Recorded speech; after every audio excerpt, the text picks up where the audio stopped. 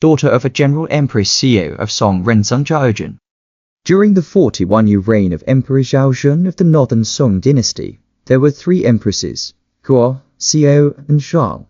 Empress Xiao was the least beautiful, but the luckiest and longest reigning among them. Xiao was the 4th daughter of Xiao Wei, the 2nd son of Xiao Bin, the founding father of the Northern Song dynasty, and was born on October 16, 1016, 6 years younger than Emperor Renzong. Although she was not the prettiest of women, she was a famous family member, and was so intelligent that Empress Dowager Yan chose her to be the empress. There were many strange signs before Miss Xiao was chosen as the empress. First, during the Ming dynasty, a song called Xiao Menjie was popular in Bianjing. And within a year, Miss Xiao was chosen as the empress, and everyone said that the song Xiao Menjie had come true. On the day of the Cold Food Festival in the first year of the reign of King Yao, Miss Xiao was playing a coin tossing game with her sisters at home. As a result, a coin spun around after being thrown, and when it stopped, it was standing upright, which was very strange to all of us. It was not expected that half a year later, Miss Xiao would enter the palace and become the queen. Another even more amazing thing was that in June, Miss Xiao was promised to marry Li Ji, a Beijing Jiaoman who was the guard of the Bianjing Palace. When the palanquin carried Miss Xiao to Li's house, the groom who met her saw many ghosts and gods blocking the front of the palanquin, and they glared at him angrily. Li Ji was so scared that he jumped over the wall to escape. Seeing the bad omen, the matchmaker had to instruct the sedan chair bearers to carry Miss Xiao back to her mother's house. Soon after, the news came that she had been crowned queen. It is the will of God. After Xiao entered the palace as a queen, she faced 2 other crises of being deposed. The first time was in November of the 2nd year of Jinzhou, when Xiao had been the empress for 1 year and 2 months. On a certain day in November of the 2nd year of Jinzhou, Emperor Renzong was visiting the back garden. He saw the moped on which Empress Guo used to sit, so he couldn't help but miss Guo. So he composed a poem called Qingjinji, and sent a small eunuch to deliver it to Guo at Chang'an Palace. And he also asked the small eunuch to say to Guo, "The emperor will call you again to enter the palace, so please wait patiently." Please wait patiently. After the little eunuch finished what Renzong had ordered, he immediately reported to Yan Wenying, the eldest eunuch, who immediately informed Liu Yijian, the prime minister. Yan and Liu were afraid Empress Guo would take revenge on them after her restoration, so they planned to take advantage of the situation first. Yan Wenying bribed the Imperial doctors to cure her with medicine, and Guo was so sick that she was lying on the bed moaning and groaning. Yan Wenying had already put Guo into a coffin, nailed the lid on it with long nails, and sent someone to report to Emperor Renzong, saying that Guo died of illness. To the admonition officer Wang Yaoqin, who thought something fishy was going on, he impeached the emperor, saying that Guo had not died yet, and that the inner court had prepared the coffin first. He asked her for a detailed investigation into Guo's medical history to see if there was a plot to kill her. But Emperor Renzong refused and buried Guo in a Buddhist temple with the rights of an empress. Fan Zhongyan, the minister, was indignant and submitted a report to impeach her again. As a result, it was found out that the death of Empress Guo was related to Yan Wenying, a chamberlain, and Yan Wenying. The executioner of Guo was deported to Lingyan, where he died on his way to the capital. If Queen Guo had been summoned by Emperor Renzong again, the status of Queen Xiao might have changed. The second crisis was related to another concubine of Emperor Renzong, Zhang. Zhang was from Yong'an, Henan province. Zhang was a native of Yong'an, Henan province, born in the first year of Emperor Renzong's reign 10-3. Her grandfather, Zhang Ying, died while serving as a magistrate in Jianping. And her father, Zhang Yaofan, also a scholar, died while serving as a magistrate in Xizhou.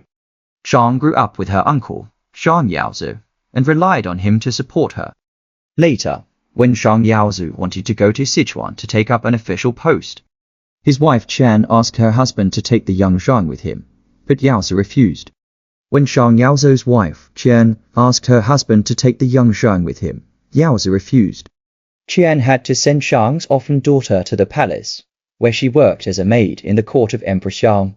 After the death of Empress Dowager Yang in the third year of Emperor Renzong's reign, 1036 AD, the 14-year-old Yang was transferred to the palace of Shen, another concubine of Emperor Renzong, as a servant girl.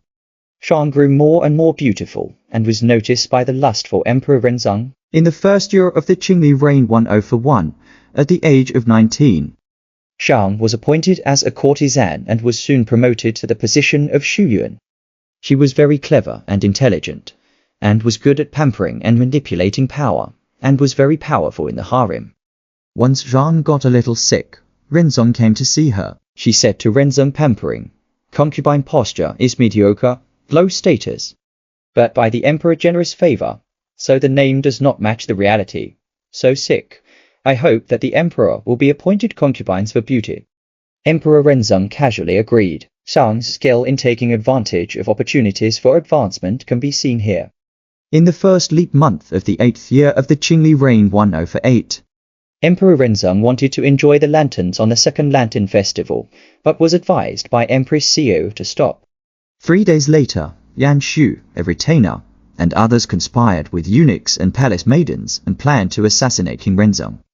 They grabbed the staff, climbed up to the Hall of Extended Harmony, and crossed the room to knock on the bedchamber door. At that time, Empress Xiao was sleeping with Emperor Renzong. When she heard the noise outside the door, she immediately closed the door tightly. Notified Wang Shuzhong, the capital governor, to let the soldiers into the guards, and told the eunuchs beside her to go out to kill the thieves. Queen Xiao personally cut off a small piece of each person's hair, and said to them, "Tomorrow, the reward. This is the evidence." So the chamberlains all fought bravely to kill the thieves.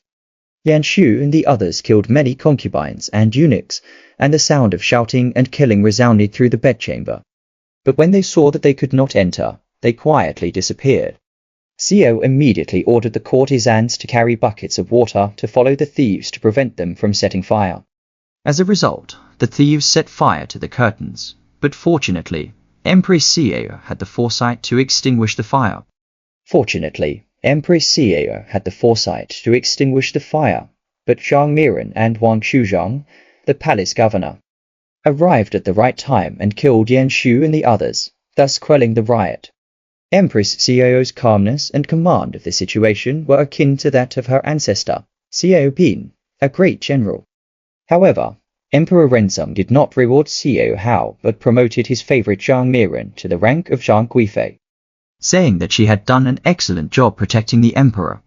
Afterwards, a eunuch reported to Emperor Renzong that it was a nurse who beat the baby girl, not an assassin. And Empress Xiao angrily rebuked her, saying, "Thieves and soldiers are killing people in front of you, but you still dare to open your eyes and tell lies." Division of the investigation. The original palace eunuchs and courtesans, in collaboration with the attendant Yan Shu, intended to assassinate the emperor, arguing that it is not the assassination of the eunuch is one of the conspirators. In addition, they caught a few plotting against the palace women. When the execution of the palace women eunuchs entrusted to Renzong's favorite concubine Zhang Guifei pleaded for mercy. Zhang Guifei for the traitors to put in a good word, Renzong agreed to spare them a death. Queen Xiao knew, firmly said no. She said, "The traitors are not executed, not to clean up the forbidden." At the insistence of Empress Xiao, the rebels were killed. Zhang Guifei was so proud of her favor that she once wanted to borrow Empress Xiao's huagai for a trip. When she requested Emperor Renzong, he said, "Go and ask the Empress yourself." Zhang Guifei then went to ask Empress Xiao again, and Empress Xiao immediately agreed without mincing words. Her Royal Highness ran happily to tell Renzong the result. Emperor Renzong said, "The state cultural relics and rituals, the upper and lower ranks, you open the Queen's huagai travel, court officials know, will certainly be reported to the impeachment. Why the pain?" Zhang Guifei heard, very unhappy to stop. From this minor incident, we can also see the generosity of Empress Xiao and the youthful ignorance of concubine Zhang. During the period when Zhang Guifei was favored by Emperor Renzong, Emperor Renzong once said to Chancellor Liangxi, "I am living in the palace, and I am surrounded by the Empress's clique members, which makes me feel that I am being watched. so I wonder if it is possible to abolish Empress Cao. The clique members was just an excuse. Emperor Renzong wanted to make Zhang Guifei the queen because he favored her and wanted to find out what the ministers thought first. Liangxi replied, even a small man in the street can't bear to take his wife away. But your majesty, as the head of the House of Lords, how can you abolish the queen again and again? Upon hearing this, Emperor Renzong had to give up the idea of abolishing his wife. Later, when Emperor Renzong chatted with Empress Cao, he brought up this incident and said, I wanted to abolish you, but thanks to Liangxi's advice, you were spared. Empress Cao was so grateful to Liangxi that she later offered $5 million to make a Zhao festival to pray for Liangxi's blessing. After that, Cao Hao made the Zhao festival once a year. After that, Empress Cao performed the Zhao festival once a year, which continued until her death. After that, Empress Cao performed the Zhao festival once a year until her death. Zhang Guifei died in the 5th year of Huang Yu's reign 1053 at 31. Although she was not as famous as Empress Cao, she was highly favored by Emperor Renzong and enjoyed a whole and happy court life for 12 years. The emperor mourned the death of Zhang Guifei and named her Empress Wencheng. Before she joined the court, there was Empress Kwa, and after she joined the court, there was Empress Zhang. But neither of them threatened Empress Cao, so Cao was destined to be the mother of the world and enjoy her position for a long time. Because Renzong was too horny, he never had an heir. Empress Cao persuaded Renzong to appoint Zhao Shu, the son of his younger brother, Zhao Yunjiang, king of Puanyi, as the crown prince. Zhao Shu was King Renzong's nephew and Empress Cao's niece-in-law. It turned out that Empress Cao's sister had married into the family of the courtier Zhao Jixin, who was the wife of Zhao Zunfo and gave birth to Zhao, who lived in the palace at the age of 4 because her aunt was the empress, and played with Zhao Shu, a son of the royal family of the same age. When she was 4 years old, Zhao lived in the palace and played with Zhao Shu, a son of the royal family of the same age. When she grew up, Emperor Renzong decided to marry Zhao to Zhao Shu. Because of this relationship, Empress Cao favored Zhao Shu as the crown prince. On the night of March, Xinwei, in the 8th year of Jia 1063, Song Renzong, who had been the emperor for 41 years, died at 54 after enjoying all his pleasures. Immediately after his death, Empress Cao closed all the palace doors and put the key in front of her. When daybreak came, she summoned Crown Prince Zhao Shu and his ministers to the palace, and took out the posthumous edict of Emperor Renzong in public, asking Zhao Shu to assume the throne. Zhao Shu was surprised and said, I dare not. He turned around and wanted to escape. Minister Han Qi and others pulled and persuaded Zhao Shu to stay.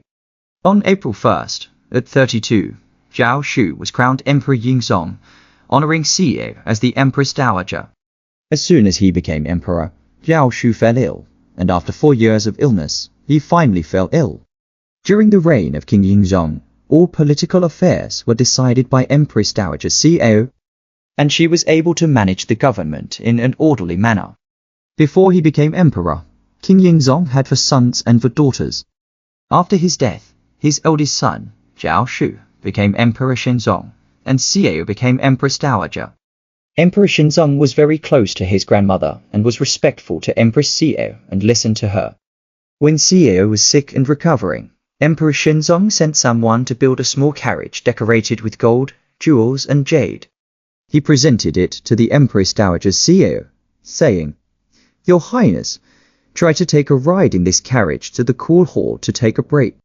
When Cao got out of the sedan chair, Empress Dowager Zhao, Cao's niece, held Cao's left hand, and Emperor Shenzong held Cao's right hand and guided Cao to get out of the sedan chair. Cao was so happy that she said, Your Majesty and the Empress Dowager personally supported the carriage.